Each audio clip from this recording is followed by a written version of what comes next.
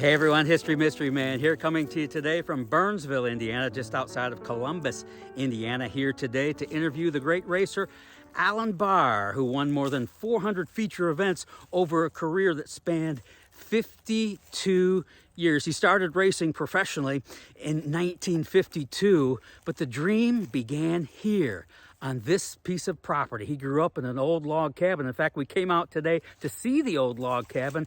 We thought it was still here, but it has been recently torn down. But that's where the cabin was. You see some of the rubble behind me, and he tells a great story about growing up as a boy in that log cabin. But it's also the dream of auto racing that started right here on an adjacent hill, where back in those days there were no quarter midgets, right? So they started out in little red wagons, and he went sailing down this hill in a little red wagon, skinned his behind, got in big trouble.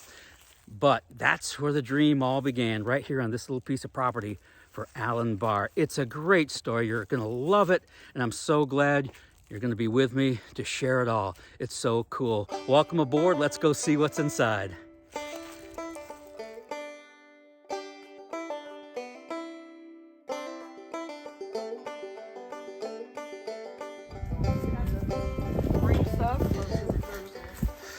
Well, you thought I was coming with a full film crew, right?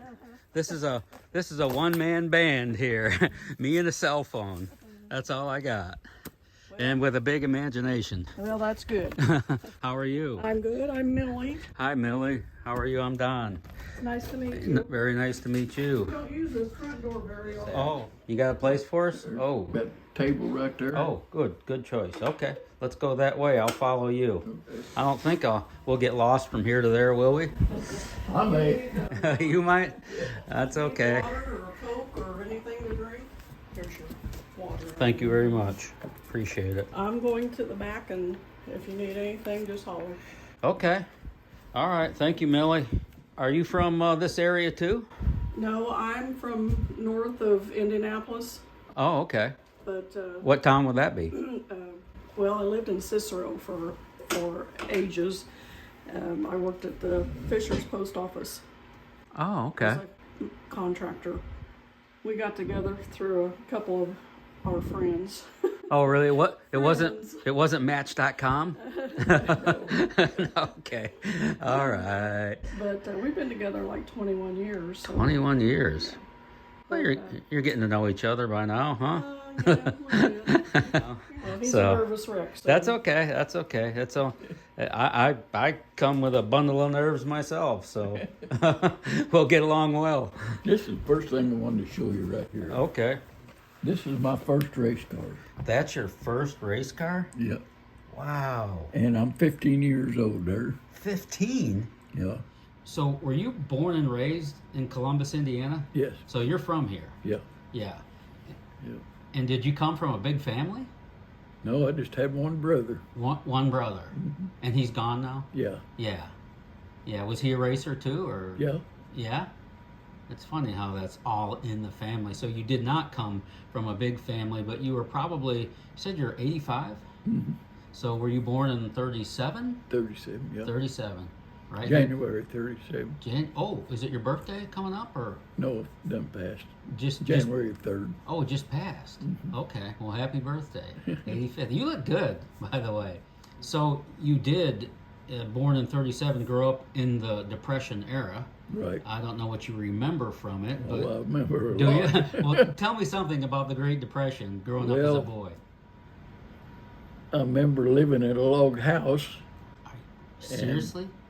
and it had one stove in the front room. It had a bedroom downstairs and a living room and a kitchen. And of course, it didn't have no bathroom No, I didn't think inside. so. It was outside. No cable TV either. No. Lucky to get a station on the radio. And but anyway, me and my brother, it was a 2-story log house. We slept upstairs, and there wasn't no stove up there. Wood stove down the living room. When they put the roof on it, they didn't seal it off between the logs and the roof. and there was an opening there about 4 inches wide. And I woke up many a morning with snow on our blanket. And how long were you there? Like just as Well, we lived there seemed like from about 42 to 45, I think, when my dad sold everything and quit farming and went into the excavating business. While we lived there, a lot of little things happened. I woke up middle of the night one night and something was moving on our bed. And so I woke my brother up. My brother's 7 years older than I am. Mm-hmm. And I woke him up, and he had a flashlight, and he got it and turned it on, and it was a black snake of about 6 foot long Oh my God. going across our feet. A black snake? Yeah. Oh my lordy. I'm not sure I wanted to hear that story. I'm terrified of snakes. Well, What did you guys do? Well, I said, what are we going to do? Because the snake didn't pay no attention to us. It was didn't just care. going across the bed. And he said, just lay real still, maybe it'll leave. And it did. He went down off the other side and went up in the rafters. Well, yeah, but guess what? If there's a snake in the rafters, I'm not sleeping up there. I want the snake out first. Well, So we didn't pay no attention to it. you got to be kidding me. And my mom always got up early before daylight and got the stove going so there'd be some heat downstairs, because Sure. none of it ever went up there where we was at. Oh my God. And so anyway, we lived there till we moved into town. Do you ever remember growing up in the Great Depression? You said your parents did for a time farm. Yeah. Did probably not, but did you ever go hungry? Or No. remember being hungry as a No, kid? no, we never went hungry. Okay, so you always had food. We always had food. Didn't have any heat, but Didn't have no heat. but you had food. Okay. yeah. And then you moved into town.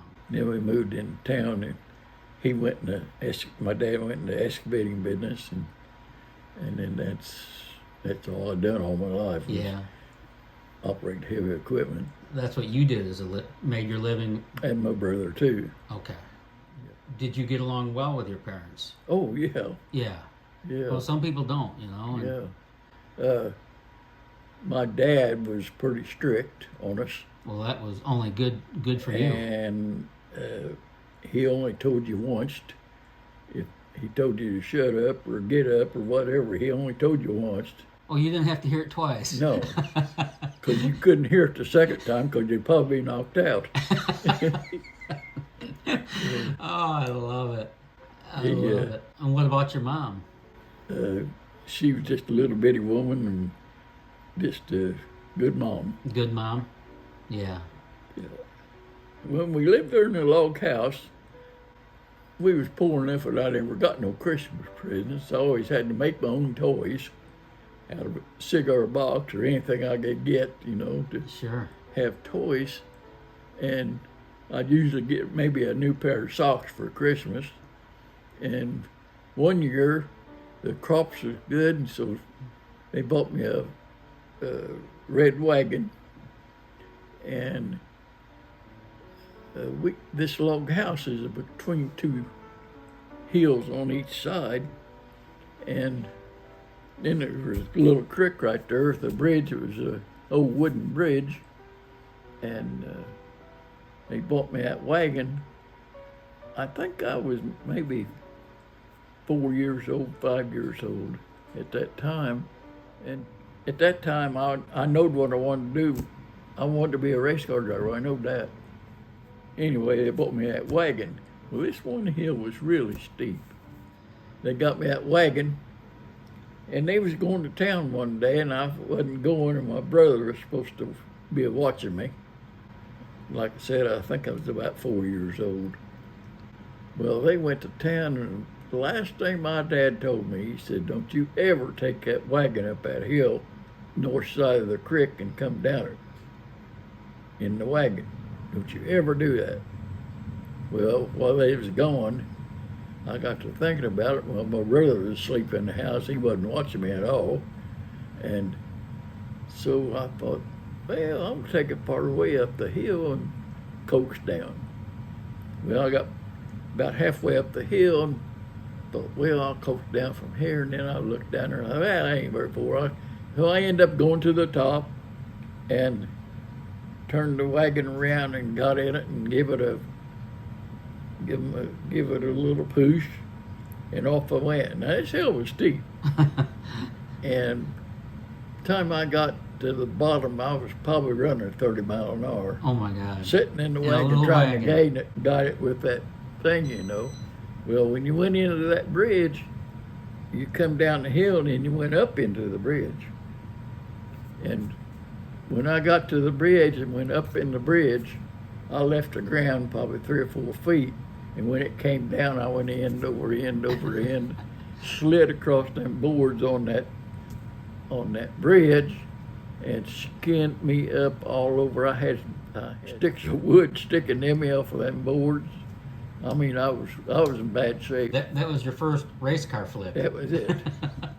Did your dad raise hell with you? Oh, I got. I don't want to talk about that part of it. I can only imagine. After being told not to do what you just did. I did it anyway. And come back a wounded warrior. Well, I was in bad shape. I laid out there in the road for a long time, and one of our neighbors come by and seen me laying I was laying about halfway in the ditch. And about that time, my dad came home, you know, and the neighbor said, "Are you going to take him to the hospital?" And he said, "No, I ain't taking him to the hospital." So anyway, my mom cleaned me all up, and for probably 3 or 4 days, they'd still find a splinter in me somewhere. Oh, I'll bet. Oh my gosh, that's a cool story. So now I know I want to be a race car driver because that was so much fun. Well, you're the first guy. That story is brand new. You know, starting your racing career in a end over end flip from a little. It was a wagon. A wagon. Okay, yeah. That's a new one on me. But what a great beginning. Sign of great things to come. So it's funny because one of my next questions was, where and when and how did you catch the racing bug? But did I just hear that story? Yeah. You taking the tumble in the wagon? Yeah. Okay. Yeah. So that's where it was born. I think it wasn't just a tumble in the wagon. It was because I was going so fast when I got to the bridge. Mm-hmm. And that's what I really liked, was going so fast. Sure. You know, and then, you know, you showed me that photo of you and that old jalopy. I think you said you were 17 or something? 15. 15. I'm sorry, 15. And that was your first race? That was it. And where was that at?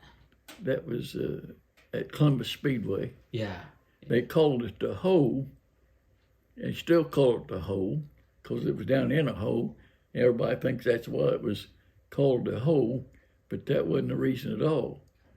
The reason for it being called the hole is because it got so rough every race. Oh my gosh. And it'd get holes in it 8 or 10 inches deep. I mean, and just bounce you to death. And that's why they call it the hole. Sure. And there was a creek right next to it, the backstretch, and there were several guys that went off in the creek. But I never did make it there. You didn't make it to the creek. You know? Well, that's a good thing, right? Yeah. Back well before the days when kids started out in quarter midgets when they were 4. Yeah, you know? Your quarter midget was a full-size jalopy when you were 15. Yeah, that's right. That's really super interesting. No, By the time they're 15 now, they've been racing for 10 years. Yeah. You know, your Kyle Larsons and your Tony Stewarts who started that way. But you must have had some influential people in your life growing up and racing. I mean, you had your heroes, yes, growing up as a kid, your racing heroes. Oh yeah. Who might some of those have been? Don Branson for one. Don Branson. Ooh, that's a good one. Yeah, a guy named Gene Miner. Gene Miner. Yeah, he won most of the races at the Columbus Speedway. I see. I've heard that name. Larry Crockett. Larry Crockett. Mm-hmm. He got killed at Langhorne. I think. In like the mid-50s somewhere. Yeah, 55, I think it was. Larry Crockett. So you saw him race. Well, yeah, and before I ever started racing cars, I raced motorcycles first at 11 years old. Oh my gosh. And Flat track or no, like motocross? well, there wasn't no motocross then. It wasn't. Yeah, they called them hare scrambles or cross country. Okay. It was all woods, in the Sure, woods, sure. dirt bugs. So I wonder you survived that. And the first place I run with was at Nashville, Indiana, at State Park, Brown County State Park. That was my first race, and of course that's pretty hilly out there, really steep hills. And my little motorcycle was a 125 BSA, didn't have much horsepower, so you pushed it sometimes further than you rode it, getting up hills. About halfway through the race, I seen this hill I started down, and I seen where the trail went up the other side, and it was steep, so I'll just run, I'll be wide open when I get to the flat part, and it was about 50 foot across the flat part and then back up again. So I didn't have to push it so far when I got part of the way up there. And I was running wide open, and anyway, I went over the handlebars and slid right up to this guy. It was a checker there, and I didn't know he was there until I slid up there to him. But anyway, he picked me up. He said, "You okay?" And I said, "Yeah, I think I'm okay." He said, "How old are you?" And I said, 11. He said, "You ain't going to make it to 12 if you don't slow down." That is so funny. I love it. That's a great story. So anyway, take us through your career a little bit from that first race in that jalopy at Columbus Motor Speedway. Where did it go from there? Well, a guy here in Columbus that had a floor shop, and he also had a 3/4 midget. So he come to me and wanted me to drive that 3/4 midget. So I drove a few races. But in the meantime, I was still driving my stock car, and they had a double show over at Greensburg with the midgets and our jalopy cars. Yep. And so after the race was over with, I won the race over that day. And after the races, this guy named Earl Foreman come up to me. He had 2 midgets. He said, "Will you ever be interested in driving a midget?" I said, "Well, yeah." And I said, "I really want to drive sprint cars, but I'd drive a midget." Gotta start somewhere. Yeah, I got to start somewhere. And I went up there to drive it and went out in hot laps and was doing pretty good. Seemed like I was going pretty fast, but I never drove anything quite that fast. And somebody blew the motor in front of me, and I hit the oil on that blacktop, and it started to spin around and around and around. And it, like I said, didn't have no guardrails around the backstretch or the turns yet. And I went off the end and turned over and lit upside down, but it didn't hurt me. That was before roll bars and roll cages, right? Yeah. Oh, yeah. It didn't even have a roll bar. I know. Yeah. It had a flat tail. Right. Yeah. And it didn't really hurt much. It'd been a radius rod or two. And so anyway, Earl, he said, I got enough stuff with me to fix it. Said, "You want to go to Jackson, Michigan tomorrow? They're running midgets there." I said, "Yeah, and we'll go." So we went, and then that's where I won the feature. The first time I really raced it. First time you were in a midget feature, Yeah. you won the race. Yeah. Wow. Yeah, I won the race. That's amazing. Yep. You couldn't have been that old then either, right? I was 16 or 17. Wow. That's amazing. 59. A friend of mine, we had 2 Columbus Speedways. We had one at the fairgrounds and one outside of town. And a friend of mine had a sprint car, and I helped him on it all the time, just to be around the sprint cars, because that's what I wanted to drive. Sure. I'd been somewhere to go to drive the midget, and it was Greensburg. And we got rained out at Greensburg, the Midgets did. So I hurried back to the fairgrounds at Columbus. And anyway, I got there, and he was running the heat race, and he hit the fence 3 times.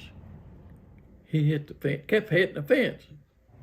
Well, when he come in, I was there. I got back there, and I was on to him about hitting the fence every lap. I kept, of course, he missed the feature. I mean, he had to make the feature through the Concy then. I was on him so bad, I was really giving him trouble over that. Keep running into the fence. I said, you can't win running into the fence, you know. And I just kept on him. And they was getting it already. There wasn't much wrong. The radius rod, I think, was bent. They was getting it ready for the Concy, because he was going to have to start on tail in the Concy. And I said, how many times do you think you can hit the fence in the Concy? He said, why don't you just shut up? And I said, no, I ain't shutting up.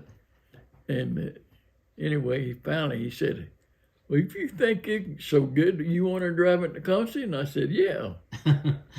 So I won the Concy, and it started on tail and won the Concy. Never hit the fence. Oh, my God. Yeah, I think you proved your point there. Yeah. Yeah. So then, if another friend of ours bought a sprint car, bought that 45 car that you've seen in the pictures, bought it. He was going to drive it himself. So I went with him one day we was going back to Columbus Fairgrounds, and he hot lapped it, and he come in. He never did get over 40 miles an hour, I don't think. He brought it in, and he said, wow, he said, that's a lot different than I thought it was going to be. He said, I don't think I want to drive it. I said, well, I'll drive it. And he said, okay. So I did. I drove it, and then I think I finished second or third in the feature with it. Then we won several features with it. By now, you're teaching yourself that you're a pretty damn good race car driver compared to some of the people you were around. Anyway. Oh, yeah. And there was a guy around here named Cecil Beavers,